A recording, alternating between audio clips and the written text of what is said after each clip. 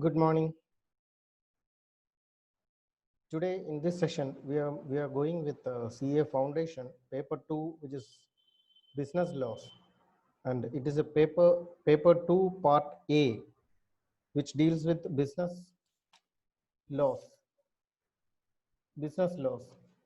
And I would like to share with you the weightage of or the percentage of marks which we can expect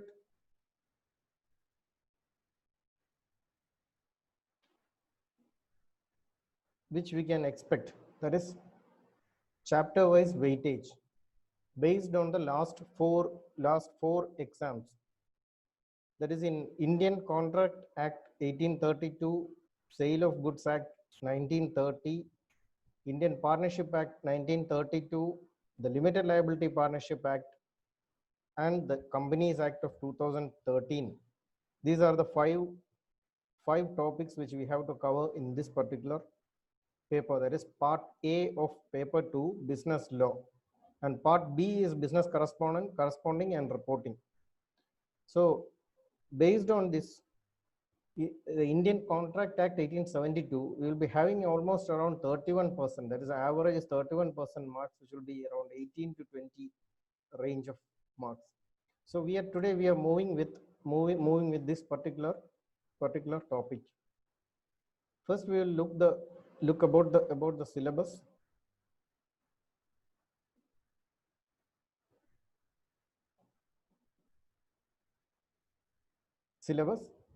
That is, it is a 3-hour descriptive paper. In that part A, section A is 60 marks for business law. Why we are learning this particular subject, that is the paper? It's showing as the objective, it's to develop an understanding of significant provisions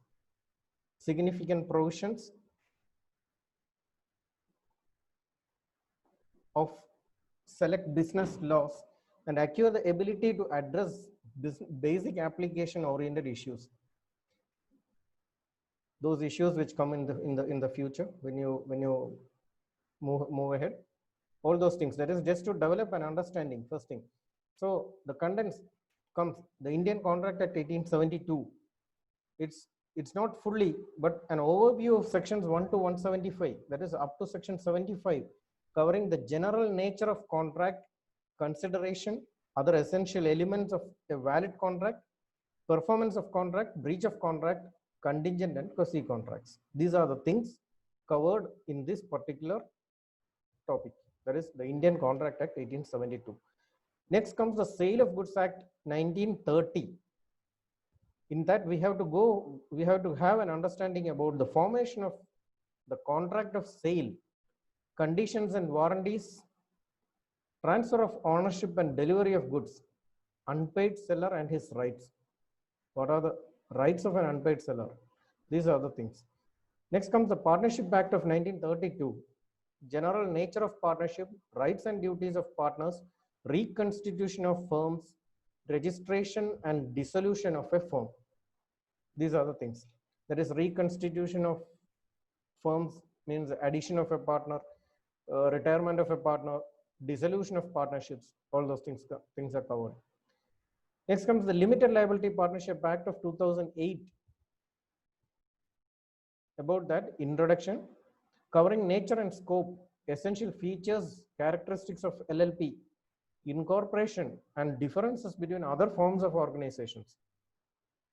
Next comes the Companies Act 2013, essential features of a company, corporate veil theory, classes of companies, types of share capital, incorporation of company, how a company is incorporated, and memorandum of association, articles of association, and doctrine of indoor management. These are the topics covered in this business law paper with 60 marks.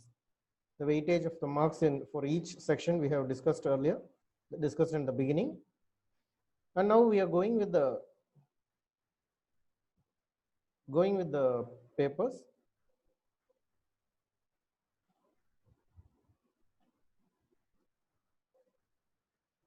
we are following the material issued by the Institute of Chartered Accountants of India. There are a lot of books available in the market, but institute's material, study material, is a full-fledged thing. Every student must at least once read the study material provided by the Institute of Chartered Accountants of India before going for the examination. It's a must. So in that first unit deals with the nature of contract,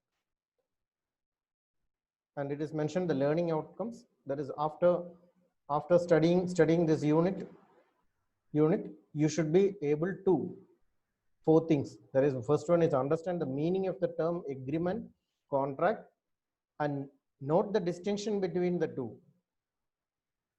That is, what is the difference between an agreement and a contract? Second thing is note the essential elements of a contract. Third thing is be clear about various types of contract. There are various types of contracts. And lastly, understand the concept of offer and acceptance and rules of communication and revocation thereof. These are the 4 points which are covered in this particular unit. So in a chart, everything is explained. That is contract. What is a contract? Elements of contract, essentials of a valid contract, types of contracts, and elements of contract comes agreement, enforceability at law, offer. Agreement comes offer and acceptance. And what are the rules, legal rules of a valid offer? Kinds of offer, essentials of a proposal, communication of offer, and acceptance. Legal rules of a valid acceptance, communication of acceptance. These are the things which are dealt in this particular unit. So we're going for the introduction. Just go through that. And all agreements, as per the Indian Contract Act 1872, all agreements are not studied under the Act. As some of those are not contracts, only those agreements which are enforceable by law are contracts. So what is a contract? That is Section 2H of the Indian Contract Act 1872 defines the term contract. One thing you have to make sure you have to understand is all the acts, whatever act you are going for, that is the Companies Act or X or Y or GST Act or anything, the Taxation, Income Tax Act or anything, everywhere Section 2 will be dealing with the definitions. It will be having subsections for each separate things. So here the term contract is defined under Section 2H of the Indian Contract Act 1872 as an agreement enforceable by law. So there are two things. That is, there should be an agreement and its enforceability by law. That is a second condition. So understanding these things, we should understand what is an agreement. So the term agreement is defined in Section 2E of the Act. It is defined as every promise and every set of promises forming the consideration for each other. So what is an agreement? Section 2E defines the term agreement. The agreement is every promise and every set of promises forming the consideration for each other. So what is a promise? That is the next question. Okay, so Section 2B defines promise. When the person to whom the proposal is made signifies his assent thereto, the proposal is said to be accepted. Proposal, when accepted, becomes a promise. So when the person to whom the proposal is made, he signifies his assent on the proposal which is made to him, the proposal becomes accepted. Accepted proposal become a promise. So what is an agreement? Agreement means offer or proposal plus acceptance. Offer or proposal plus acceptance makes the agreement. And we are going to the next point, that is enforceability by law. An agreement to become a contract must give rise to legal obligation. There should be legal obligation. Then only it will become a contract. So what is a contract? Contract means accepted proposal, that is, or agreement, plus enforceability by law. That makes the contract. So there is an example. That is, A agrees to agrees with B to sell his car for 2 lakhs to B. Here A is under an obligation to give the car to B, and B has the right to receive the car on payment of 2 lakhs. And also B is under an obligation to pay 2 lakhs to A, and A has the right to receive the 2 lakhs. So the law of contract deals with only such obligations which has resulted from agreements. So proposal or offer, when accepted, it becomes an agreement. When it becomes legally enforceable, it becomes a contract. So based on this, there are some 4 points of difference between an agreement and a contract. There is difference between agreement and contract. Meaning, that is, every promise and set of promises forming the consideration for each other, that is offer plus acceptance, makes the agreement. And what is a contract? Agreement plus legal enforceability, that is a contract. Second thing is scope. Agreement, the scope of an agreement, it's a wider term, including both legal and social agreements. Agreements can be legal as well as social. Whereas contract, it is used in a narrow sense, with a specification that contract is only legally enforceable agreement. Only legally enforceable contract is agreement. And legal obligation. An agreement may or may not create a legal obligation. An agreement does not always grant rights to the parties. It's only an agreement. Contract means necessarily creates a legal obligation, and the contracts always grant certain rights to even party. Then we will go for nature. All agreements are not contracts. Why? Because offer plus acceptance is only an agreement. Agreement, when legally enforceable, only becomes a contract. So all agreements are not contracts, but all contracts are agreements. Clear? Now we will go for essentials of a valid contract. Essentials of a valid contract, as section 10 of the Indian Contract Act 1872. One thing I had to tell you, that is tell you is, when you go for the examination, if you are not sure about the section, don't mention the section. If you mention a wrong section, the examiner will be thinking that you don't know this section as well as that one. So it is better, if you are not sure about the section, you just write it write in the exam like this. That is, as per the prevailing section of the contract of the Indian Contract Act 1872. That itself is sufficient. As per the prevailing section of the Indian Contract Act 1872, you can mention like that. As given by section 10 of the Indian Contract Act 1872, there are 6 points. That is, agreement, free consent, competency of parties, lawful consideration, legal object, not expressly declared to be void. But there are certain things which are not mentioned in section 10 of the Act. That is, there should be 2 parties. One person cannot enter into a contract with himself. So there should be 2 parties. It is implied. In intention to create legal relationship, there should be an intention to create a legal relationship, fulfillment of legal formalities, certainty of meaning, and possibility of performance. These 5 points are not mentioned in section 10, but it is also considered as essentials of a valid contract. So we will go in depth.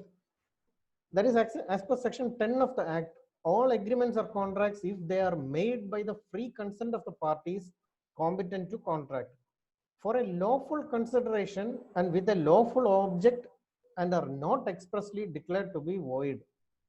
So all agreements are contracts if they are made by the free consent. First point is free consent of the parties.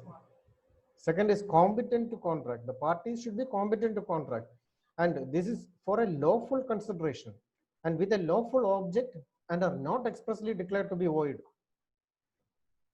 Since section 10 is not complete and exhaustive, so there are certain other sections which also contains requirements for an agreement to be enforceable. In order to create a valid contract, the following elements should be present. That is, We have already mentioned that these 5 points are not mentioned in section 10 of the act. That is, two parties should be there, intention to create legal relationship, fulfillment of legal formalities, certainty of meaning, possibility of performance, these things. So first one is two parties. It is clear that one cannot contract with himself. There was a famous case also, Gujarat versus state of Gujarat versus Ramanlal Kenko, in which when the partnership was dissolved, the sale tax officer want to tax this transaction, but the court held that the partners being the joint owners, they cannot buy and sell their own properties. Next comes the parties must intend to create legal obligations. There must be an intention on the part of the parties to create legal relationship between them. Social or domestic type of agreements are not enforceable in court of law, and hence they do not result into contracts. For example, husband agrees to pay his wife certain amount as maintenance every month while he was abroad. He failed the promise. Wife sued him. The court cannot do anything. Court said it is not a contract. It is only a social agreement. Social agreement, it's not a contract. Other formalities to be complied with in certain cases. That is, in case of certain contracts, the contracts must be in writing. For example, insurance. When we go for an insurance premium, we should have a written document, signed, stamped, and everything to enforce the contract. Second thing, we are selling a property, that is immovable property, land or something. Cannot be verbal. Correct? It should not be verbal. We have to make it in writing as well as register it with the concerned authorities. So certainty of meaning, the agreement must be certain and not a vague or indefinite. That is, one person agreed to sell the first person agreed to sell the second person 100 tons of oil. It's a vague or indefinite. What type of oil he is going to sell, whether it is coconut oil or crude oil or what is that? So the agreement there should be certainty of meaning. Next is possibility of performance of an agreement. That is, the terms of agreement should be capable of performance. An agreement to do an act impossible in itself cannot be enforced. That is, A agrees, an example is given, A agrees to B to discover treasure by magic, which is as per in the eyes of law, it is not a possible thing. So essentials of a valid contract: offer and acceptance, intention to create legal relationship, lawful consideration, capacity of parties, legal formalities not declared to be void, possibility of performance, certainty of meaning, lawful object, free consent. These are the things. Now we are going with the offer and acceptance or agreement. That is, according to section 10 of the Indian Contract Act 1872, the following are the essential elements of a valid contract. What are the essential elements of a valid contract? First thing is offer and acceptance.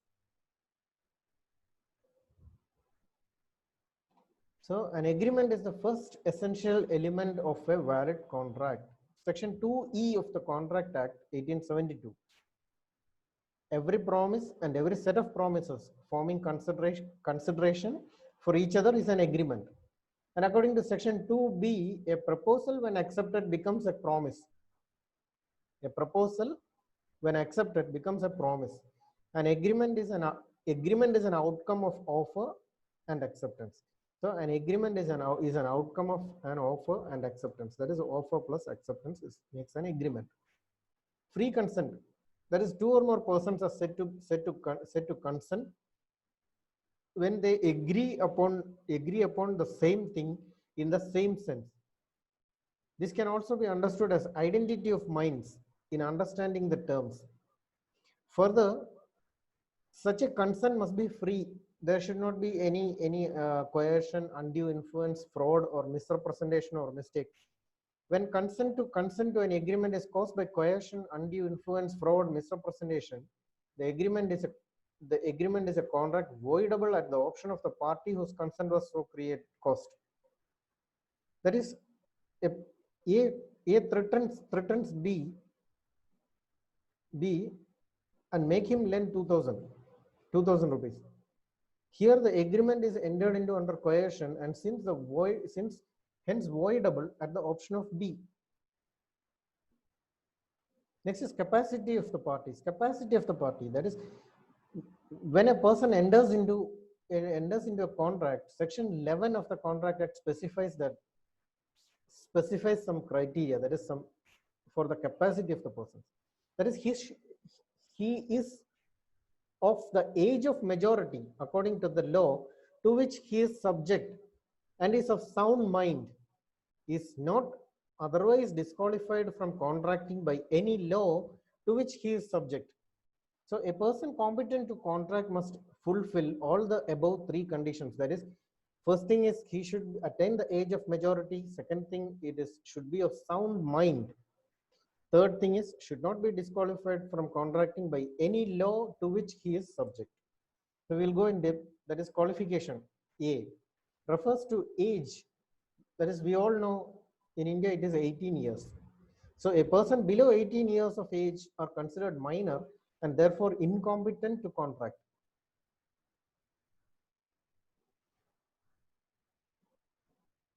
Next is qualification B requires a person to be of sound mind. That is, he should not be lunatic, idiot, a drunken person, or under the influence of some intoxicant. Is not supposed to be a person of sound mind. Now, third qualification is should not be disqualified by any law. There is an alien enemy. That is, two countries having war and declared war, and this one person in one country and the other person in the second country is having a contract. So in that case, the contract will become void. An alien enemy, foreign sovereign, convicts, etc. They are disqualified unless they fulfill certain formalities required by the law. So contracts entered by persons not competent to contract are not at all valid. Now we go for consideration. That is, there should be a consideration. There should be a consideration to make it a contract. A valuable consideration in the sense of law may consist either in some right, interest, profit, or benefit accruing to one party, or some forbearance, determined loss or responsibility given, suffered, or undertaken by the other. An example is given. A agrees to sell his books to B for 100 rupees. B's promise to pay 100 rupees is a consideration for A's promise to sell his books. And A's promise to sell the books is a consideration for B's promise to pay 100 rupees. It's a simple example. Next is lawful consideration and object. That is, the agreement should be entered into only for a lawful consideration, and there should be an object. Section 23 states that consideration or object is not lawful if it is prohibited by the law. That is, illegal things cannot be entered into.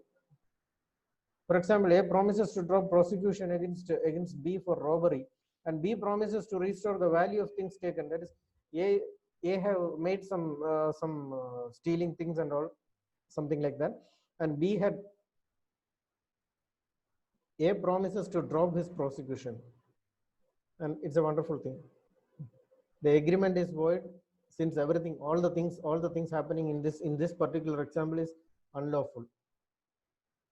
Not expressly declared to be void. The agreement entered into must not be which the law declares to be either illegal or void.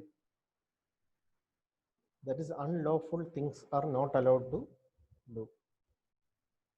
Now we will go for types of contracts in the next class. Basically, there are three types of contracts based on the validity or enforceability, formation, and performance. Based on the validity or enforceability, there are valid contracts, void contracts, voidable contracts, illegal agreements, unenforceable contracts. And based on the formation, it will be express contracts, implied contract, quasi contract, e-com contracts. Based on performs, executed contract and executory contracts, unilateral contract and bilateral contract.